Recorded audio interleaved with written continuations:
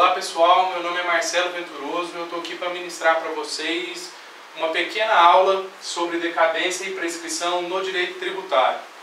Digo pequena porque o tema é extenso, complexo, existem alguns posicionamentos judiciais que por vezes vão em sentido contrário do que a maioria dos doutrinadores dizem em seus livros, e além da complexidade inerente ao tema de prescrição e decadência no todo.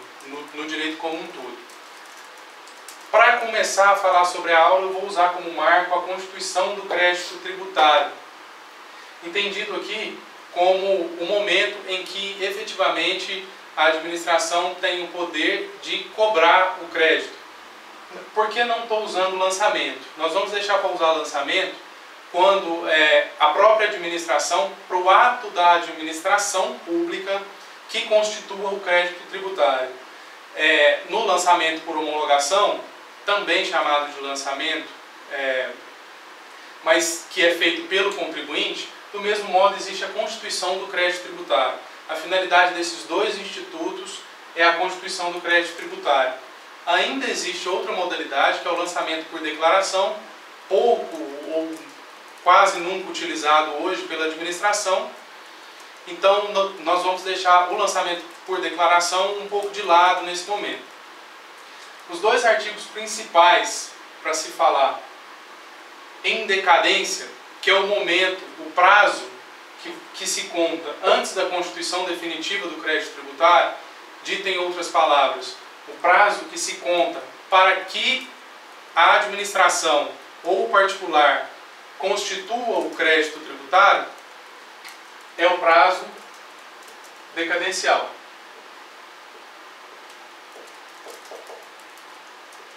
O prazo para que a administração pública possa cobrar o crédito definitivamente constituído é o prazo de prescrição, regido basicamente pelo artigo 174 do Código Tributário Nacional. Primeiramente, sobre decadência, que é o prazo hábil para que se possa constituir o crédito tributário. Os dois artigos principais, artigo 173, inciso 1 do CTN e artigo 150, parágrafo 4º do CTN. Quando esses dois artigos vão serem usados? O artigo 173, inciso 1 do CTN é usado principalmente para os tributos sujeitos ao lançamento de ofício, aquele lançamento que a administração faz sem nenhuma provocação. Ocorreu o fato gerador, a administração pública tem o dever de efetuar o lançamento. Ela deve efetuar esse lançamento no prazo decadencial de 5 anos.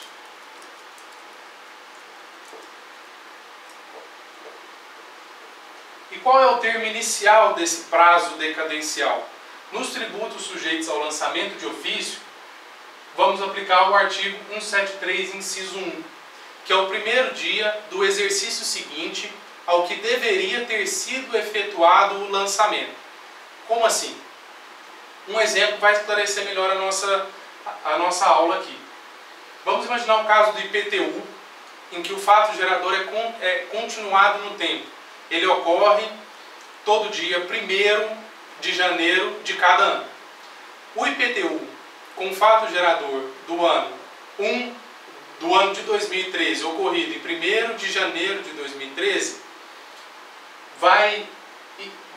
deve ser lançado até o ano de 2019, ou melhor, 2018. 2019 mesmo. Por quê? Conta-se o primeiro dia do exercício seguinte àquele em que ele deveria ter sido efetuado.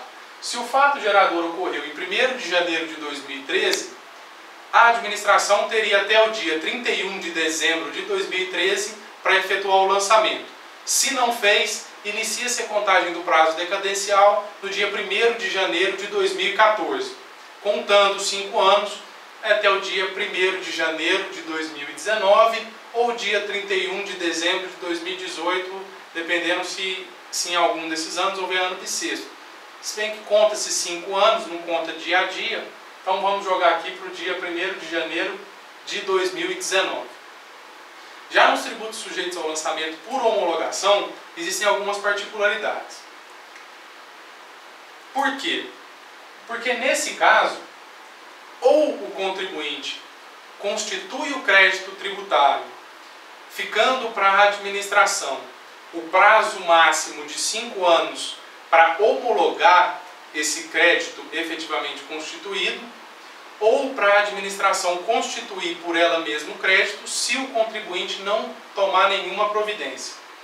Então vamos imaginar uma situação de ICMS ocorrido, com o fato gerador ocorrido no dia 10 de dezembro de 2013.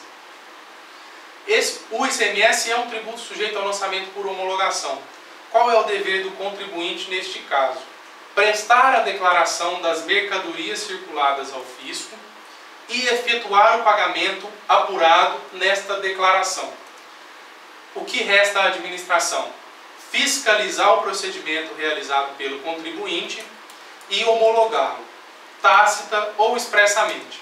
Normalmente a administração pratica uma homologação tácita. Ela silencia no tempo de 5 anos, desde a prestação das declarações até o advento do prazo decadencial de 5 anos efetivamente. É a chamada homologação tácita. Quando ela manifestamente se expressa, tem-se a homologação expressa do crédito tributário lançado ou constituído pelo contribuinte. Então vamos lá. ICMS com fato gerador ocorrido em 10 de dezembro de 2013. O contribuinte presta as declarações, mas não efetua o pagamento. Então, sem pagamento. Ou ele presta a declaração, mas na declaração existe fraude, dolo ou simulação. O que a administração pública deve fazer neste caso específico? Ela não pode homologar, porque se homologar, ela vai estar ratificando um ato do contribuinte que não está de acordo com a lei. Dessa forma, a única saída que resta a ela é lançar de ofício. Então nós aplicamos o prazo do artigo 173, inciso 1 do CTN. Por outro lado, se houver um princípio de pagamento, juntamente com a declaração do contribuinte, ele faz um princípio de pagamento, resta à administração o prazo decadencial do parágrafo 4º do CTN.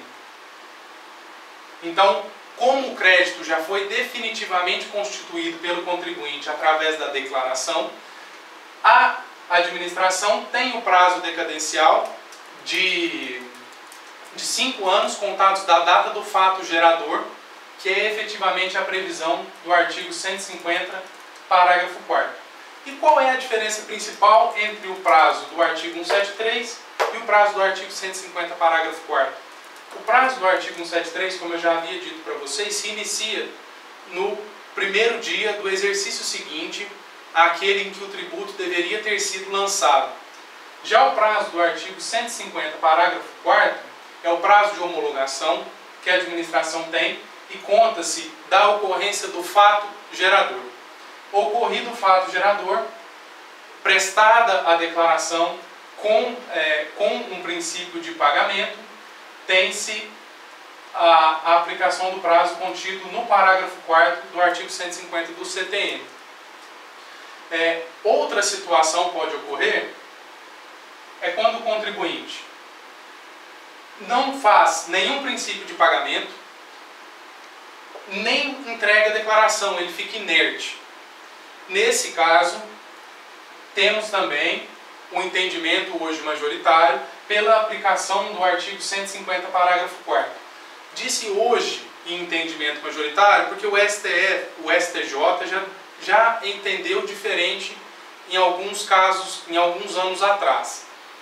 O STJ entendia que seriam, no caso, 10 anos para o fisco lançar o crédito não constituído pelo contribuinte. Acontecia da seguinte forma: um fato gerador ocorrido hoje, no dia 10 de dezembro de 2013, o contribuinte fica inerte, não faz o pagamento, nem presta a declaração.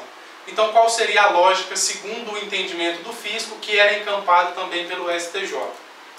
O fisco teria 5 anos para homologar este crédito constituído pelo contribuinte. Como não havia nada a constituir, não havia nada, consequentemente, a ser homologado. Então, a partir daí, surgia outro prazo para que a administração lançasse o tributo de ofício. Por isso é a chamada tese dos 5 mais 5. Então, seria 5 anos para homologar, 5 anos para lançar o crédito tributário. Essa tese hoje não é mais aceita pelo STJ. A tese aceita hoje foi a que eu falei momentos antes para vocês, que é a aplicação única do prazo de 5 anos contados da data da ocorrência do fato gerador. Então, 3 situações podem ocorrer. A primeira delas, ocorreu o fato gerador de um tributo lançado por homologação e o contribuinte nada fez. A administração pode lançar o tributo no prazo decadencial de 5 anos. Outra situação, o contribuinte apenas faz a declaração, mas essa declaração não vem acompanhada de nenhum pagamento, ou essa declaração é viciada, tem algum dos vícios de dolo, fraude ou simulação. Aplica-se o prazo decadencial de 5 anos para que a administração lance de ofício. Outra situação, o contribuinte efetua apenas um princípio de pagamento. O que seria um princípio de pagamento? Ele paga a menos do que deveria ter sido efetivamente pago. Aplica-se então o prazo de 5 anos, mas nesse caso do 150, parágrafo 4º, contado da data da ocorrência do fato gerador. Então, feita breves considerações acerca do Instituto da Decadência, que é aquele prazo existente para a constituição definitiva do crédito tributário, passa-se então a discussão do prazo prescricional, que é o prazo que a administração tem para cobrar o tributo definitivamente constituído, seja pelo lançamento, seja pelo próprio contribuinte através dos deveres instrumentais de declaração. Este prazo de prescrição está previsto no artigo 174 do CTN e também é um prazo de 5 anos. Este prazo de 5 anos tem como termo aquo esta constituição definitiva do crédito tributário.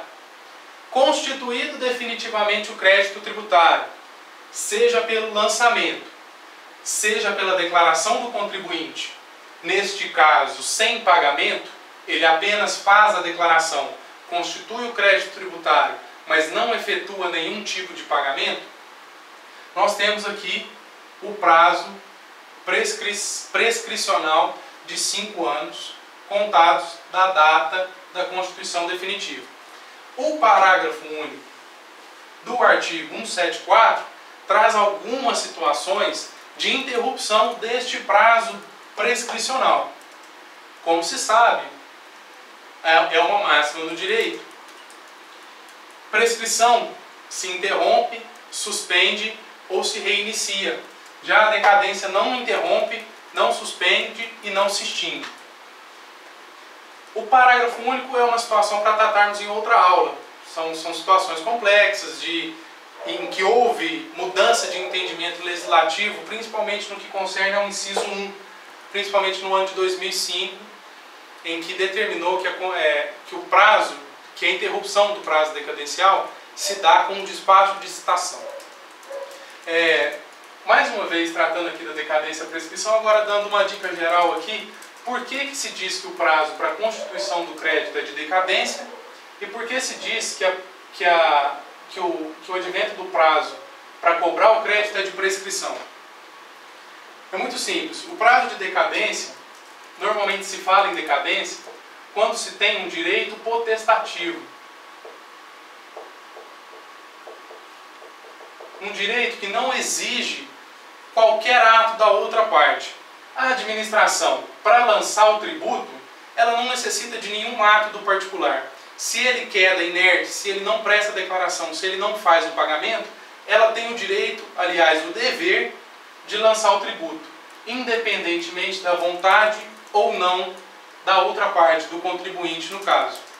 Já quando se fala de um prazo prescricional, trata-se de um direito em que se exige a ação de outra pessoa. Por isso, normalmente, esse direito é exercido por meio de uma ação judicial. Por isso, o prazo de cobrança é um prazo prescricional e não decadencial, como o prazo do direito potestativo da administração lançar o crédito tributário. Em breves considerações, simples e não muito extensas, em razão até mesmo pelo tempo da aula, essa é a nossa consideração acerca dos prazos de decadência e prescrição no direito tributário. Se vocês tiverem dúvidas, é só mandar para a gente pelo link do site Interiores, e estamos à disposição para solucionar qualquer tipo de dúvida. Interiores, o direito além da interatividade.